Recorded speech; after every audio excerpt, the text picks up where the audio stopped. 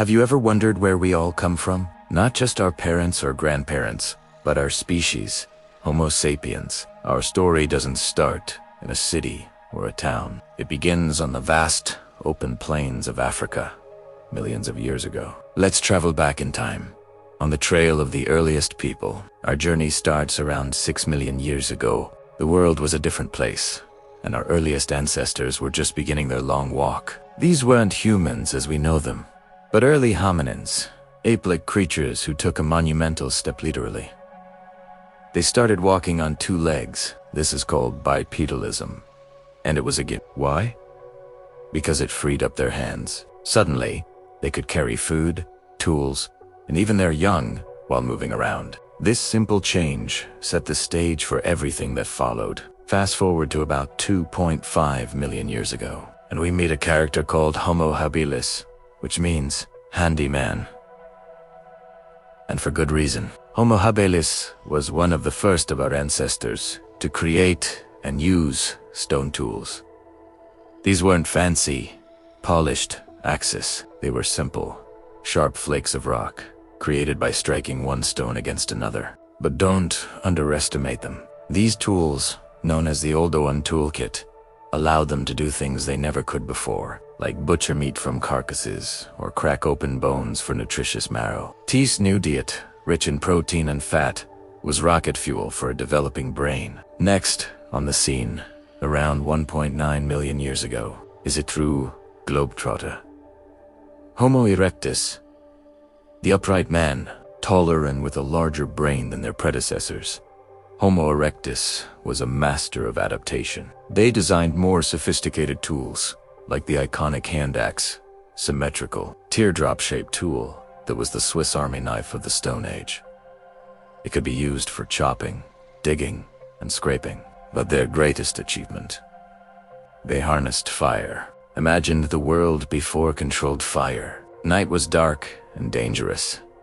Food was eaten raw. With fire, our ancestors had light, warmth, and protection from predators. They could cook their food, which not only made it safer and easier to digest, but also unlocked more nutrients. This had a profound impact on their social lives. The campfire became the first living room, a place to gather, share food, and communicate. And Homo erectus didn't stay put.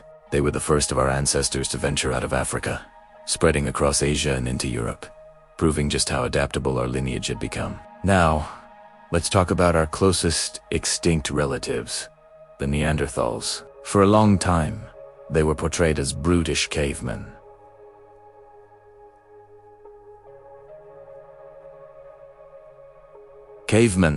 But that picture is completely wrong. Neanderthals, who lived in Europe and Asia from about 400,000 to 40,000 years ago, were incredibly intelligent and resilient. They had brains as large as ours. If not larger, they were skilled hunters, taking down large game like mammoths and woolly rhinos. They created complex tools, used fire, and lived in organized social groups. Evidence suggests they cared for their sick and elderly. Skeletons of older Neanderthals with healed injuries have been found, showing that they were looked after by their group long after they could have fended for themselves. And they had a sense of symbolism, perhaps even spirituality. They buried their dead intentionally and may have used pigments like ochre for body paint or rituals. They weren't just surviving. They were living complex, meaningful lives. So, where do we, Homo sapiens, fit into this epic story? We evolved in Africa around 300,000 years ago. For a long time, we shared the planet with other human species, including Neanderthals and the mysterious Denisovans in Asia. We weren't necessarily stronger or braver, but we had something special. Our key advantage seems to have been our capacity for complex symbolic thought and large-scale social networking. Around 70,000 years ago, something incredible happened. What some call the cognitive revolution. This is when we see an explosion of creativity and innovation. We started creating art, like the stunning cave paintings in France and Spain. We made intricate jewelry from shells and bone. We invented new tools like bows and arrows, spear throwers, and sewing needles.